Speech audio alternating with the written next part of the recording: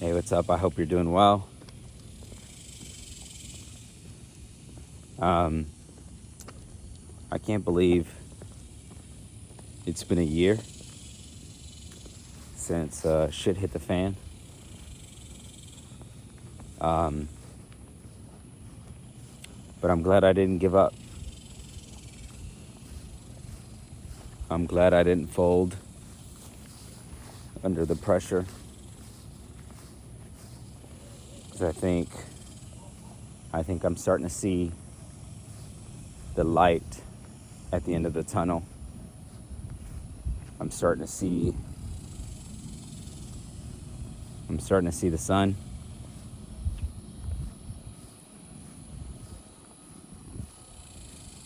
Even though I think like things look really dark and dire. And I'm not sure if it's like a test or it's just the way things are. But I feel like every time I climb a mountain, right, it's like I just need to get the lube ready for the valley. I'm not sure if you feel that way. But I feel like my wins are stacking up. And I'm grateful. But I think I need to thank myself because of laying these things down, not giving up. I joke around about it being hard and, one more day above ground is definitely just the goal. And for a time, I think it's just that way, right? Where the only positive thing you can see is that you're still alive. Looking back at this year, like so many things went wrong. I made some bad choices, right? Made some bad decisions.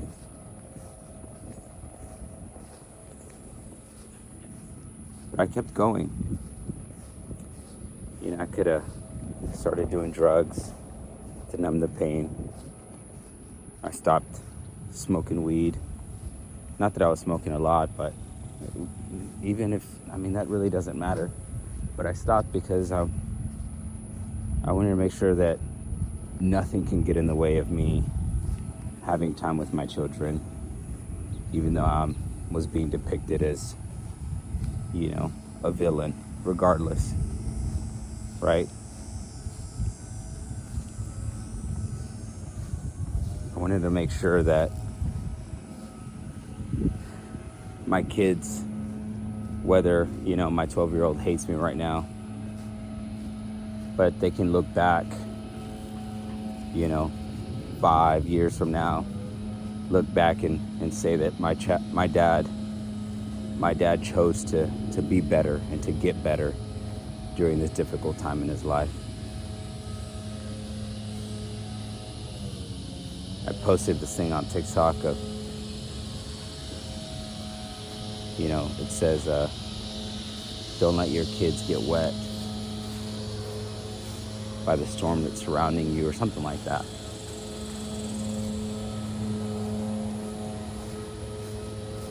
And I know I'm not like the most patient father or anything like that, but I hope they know and they see that one day, the sacrifices I made for them, and also even me pursuing the things that I dream about and want, because I want them to do that one day. I want them to sacrifice. I want them to work hard for things that they want. No one's going to give it to them. No one's going to hand them anything. You have to work for it.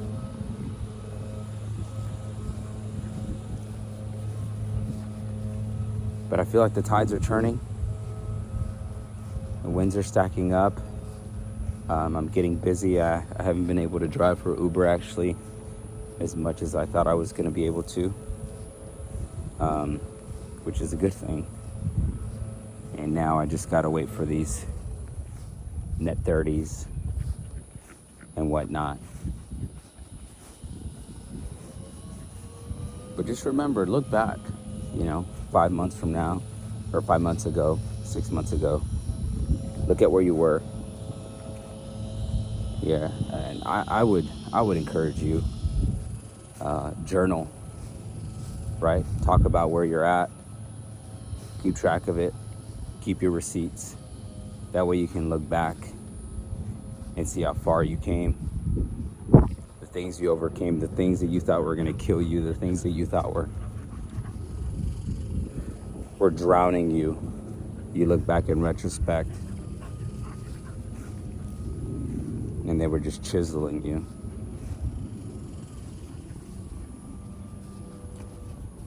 I'm hoping I can kind of keep, all these things that I'm stacking, with my running and trying to focus on my health and my strength.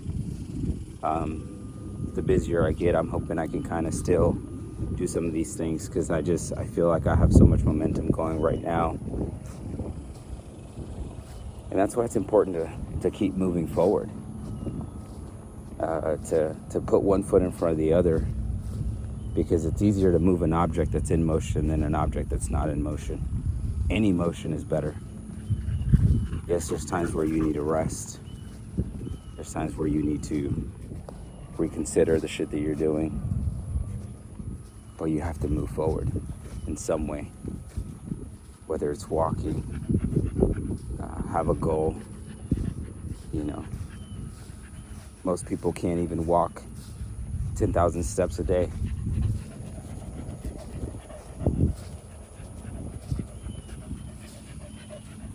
And tell yourself, what do you want in life? Ask yourself, do you want what everyone else has? Do you want to be like everybody else? And do what everybody else is doing.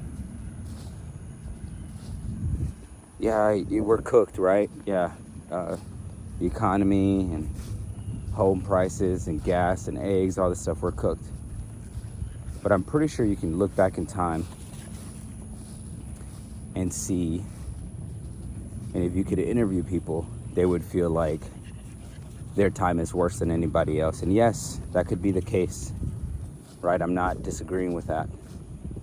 But what good is it going to do? What good is it going to do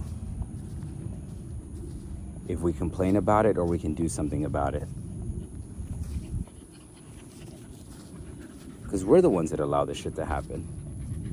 As men, we're the ones that allow this shit to happen. We're the ones that enforce the law. We're the ones that put people in power.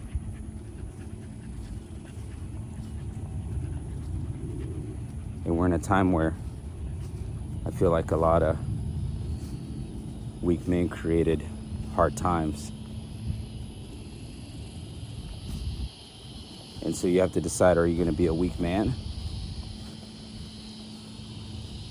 Or are you going to be a man that chooses to be strengthened by the times that he's in? I refuse to be a victim of my environment. Because if I was a little bitch and chose to whine and talk about all the shit that I went through when I grew up, I wouldn't be the hero of my story. And you wouldn't be the hero of yours.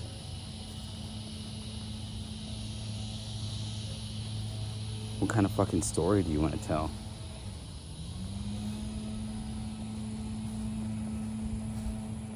Because you're writing it.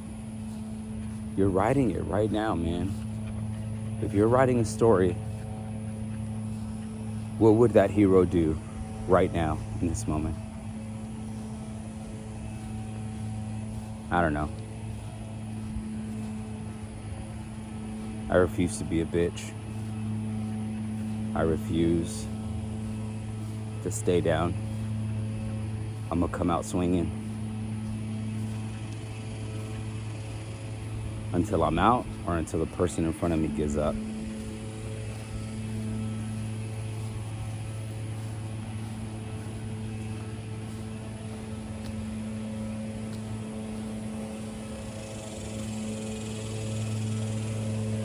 Yeah. I hope you're doing well. Take care of yourself. You only have one body. If anything, try to move enough to where you can wipe your own ass when you're 60 or 70. When I shot that documentary in Hawaii in October, I saw 85-year-olds completing an Ironman. You know, I saw a double amputee complete an Ironman and broke the world record by 2 hours. And I was there 50 pounds, heavier than I am now, debating whether I should do a half marathon or a full.